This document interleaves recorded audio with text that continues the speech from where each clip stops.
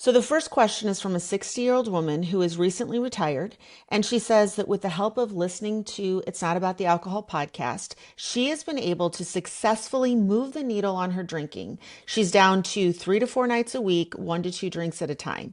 And she feels really great about that. Her question is about her partner. She says her partner has alcohol use disorder, which technically the definition of alcohol use disorder is that you drink more than you think you should drink. But in this case, she thinks he's drinking more than he should drink. I don't know if he agrees with that or not. But the bottom line is she wants to know how to stay emotionally sober about his habits. She says, I tried doing the you do you boo approach, but she's still upset about it. It's still something she's thinking about. And I love this question because it truly is clear that she wants to be emotionally sober and also that she's taking responsibility for her own feelings. So I teach something called the emotional ownership statement, and that's what we're going to start with. The emotional ownership statement, I've kind of created a template, a generic fill in the blank form, and it goes like this. Blank is not the problem. My thoughts about blank are the problem. So in this case, my husband's drinking is not the problem. My thoughts about my husband's drinking are the problem.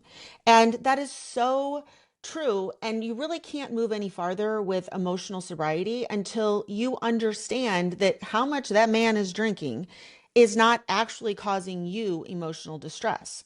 If you thought he should drink more, or if you thought he was judging your drinking, or if you thought alcohol was healthy, then you'd have a completely different emotional reaction.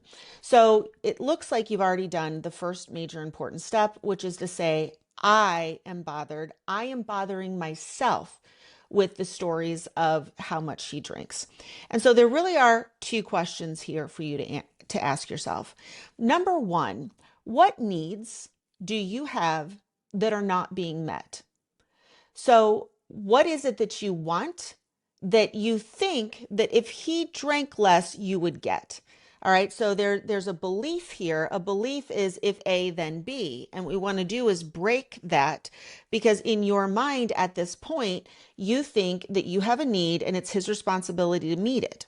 Now, this could be anything from I want to do more stuff in the evenings. I want to have an intelligent conversation. I want to feel supported and like we're on the same page. Whatever the need is, identifying what your need is the first step because the belief that he's responsible for meeting that need has to be broken. And then you also have to understand that there's some codependency here where you believe that you can't be okay if he's not okay. And as many of us do in our partnership relationships, like, well, you're not going to be okay if I don't feel okay. And it's just this cycle of I need to be okay and you need to be okay and you need to be okay that I'm okay. And so we're commiserating together or apart. And so what I want to encourage you to do is take full responsibility for your emotional distress, which it sounds like you are. And then the second thing is to take full responsibility for whatever needs you have that aren't being met. And then this is where it can get a little painful because let's say you want a more active social life or you want to take up, God forbid, pickleball or some sort of thing in the evening where it would be nice to have your partner do that with you. But this is where you have to accept that it is what it is. And happiness equals reality minus your expectations. So your happiness is directly tied to you dropping your expectations of how it should be or shouldn't be and simply moving into the reality of it is what it is and kind of using Mel Robbins' approach where let him drink as much as he wants and let me do what I need to do. So if you need more social, you're going to have to go out without him.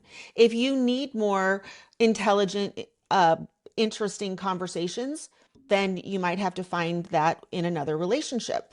And I don't mean like go out and have an affair. You know, I was married for a long time and I am now divorced, but I got to say I fixed all of my codependent need, feeling like he was the source of my needs. I was lonely. I was bored. I wanted to do other stuff. And I went out and found that I could meet those needs in a very healthy, safe way. And I just had to drop the idea of what I thought it should look like and then operate with what is, let him do what he wants and let me do what I need to do. So it's really important to take ownership of your needs and then move into action because you are responsible for your needs. Now, the other thing I want to talk about is it might be that your need is just a belief that you need to be on the same page or that he needs to drink the same as you when you're drinking or not drinking. Okay. And so that's where I'm going to introduce the weed, seed, and feed tool that I teach in my program. You're going to weed out the old belief. You're going to seed a new belief. And then you're going to feed that new belief with evidence that it's true, that it's already happening. All right. So in this case, the belief might be, let's just do a simple one. The belief might be, I need him to change. I need him to change. I need him to change if this marriage is going to work, if I'm going to be happy, if I'm going to be able to stick to my goals. I need that man to change. And so that's the belief we want to weed out because you don't get to decide for him. You get to decide for you. And so you're going to seed it with some form of the opposite. And this belief is really simple. I need him to change becomes I don't need him to change. Okay. And so what would have to be true or clear for you to believe I don't need him to change? So I want you to journal about this. I don't need him to change. And I want you to see what kind of evidence you can find that I'm perfectly okay. If he changes nothing, I can be okay. And then that's going to come back to action steps that you're taking. Your brain will show you evidence of whatever you believe to be true. And so the more you entertain the desired idea that I don't need him to change, I don't need that. And then you start showing yourself evidence.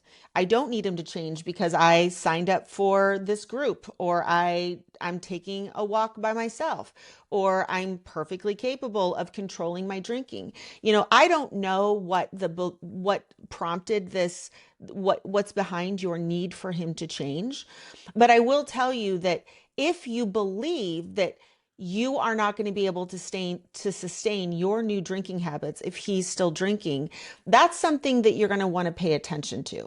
It's very important to not try to do this all by yourself. And if your husband is not a good support system, and you need a good support system, then you're going to have to go outside and fix that. And I know from just dealing with the hundreds of women in my program, some of them, their husbands don't even know they're in my program. And we're working on that because, part of truly feeling in control and in power, in full control and having power in your life is to no longer feel ashamed of the action steps that you're taking or the changes that you're making.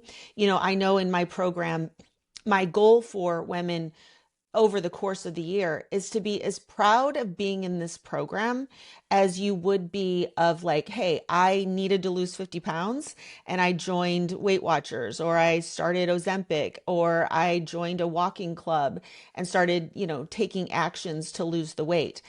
You need to be as proud of the actions that you're taking as you would in any other context. It's just the stigma of drinking too much that we feel like we have to hide. And shame is the emotion that's telling us we have to hide it, that it's not okay to talk about this, that thank God we got our shit together. But if you still feel like you can't talk about what the changes you made and how you made them, then you are still dealing with shame about your former drinking habit. And that shame is making it much more likely that you will return to those old habits because shame festers in silence and secrecy. You have to give yourself space, and shame is a social emotion, okay? And it's all about how you think other people will perceive you. So when you have the urge to hide, you have that cringy feeling about the truth from the past or even in the present moment, or you don't want to talk about it, that is your body alerting you to the fact that there's still shame there. You haven't processed all of that. And so giving yourself a community is essential to processing shame because it's a social emotion. You have to allow yourself to be seen and to be heard and feel valuable for what you're sharing in the context of other people in order to process the shame so that you no longer see the mistakes you've made in the past as a sign that something is wrong with you. You know, what is shame? Shame is the emotion, not that I've made a mistake, but that I am a mistake. And so if your desire for him to change is so that you can have social connection around your drinking, I can tell you two things. First of all, you can get that need met elsewhere. And second of all, it would probably be better if you do, because so much of our drinking inside of a partnership is related to unconscious needs and expectations and codependent factors in the relationship. And it's very hard, not impossible, but it's very hard to heal that codependency within the relationship unless both people have their thinking hats on, their emotional sobriety notebooks out, and common goals in front of them. It's very hard to heal that with them. You can go heal it in another social interaction and then come back as a different version of yourself. I know in my own marriage that ultimately ended, I went and did my own work, and then I would show up and change the rules kindly with empathy for him and space for him to have his feelings. It's okay for you to be mad. It's okay for you to be upset or disappointed or even resentful. That let you do you and let me do me. Like, not making their feelings a problem is a very important skill of emotional sobriety. Your feelings are not a problem. You're feeling bothered. That's not a problem. You can solve for that. And if he feels bothered in response to the changes you're making, then assume that he's a grown ass adult who can go talk to somebody or get his own coach or write in his own journal or come to you and make compromises and negotiations.